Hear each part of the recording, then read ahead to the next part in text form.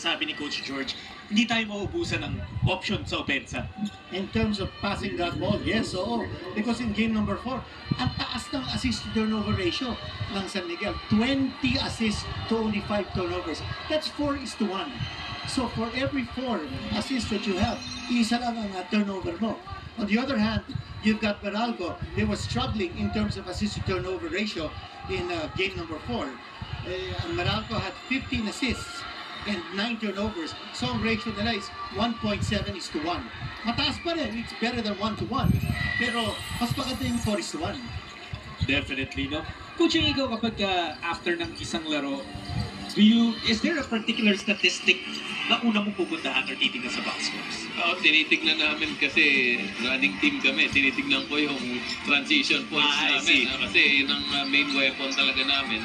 Pero ito, nakita ko, dyan na si Vic Manuel.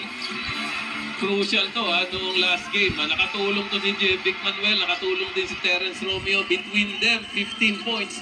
Malaking bagay yan para San Miguel. At saka nakapagpahinga si Junmar. At bukod na tamaan doon si Newsom, buti na lang nandun si Almazan for the mock-up.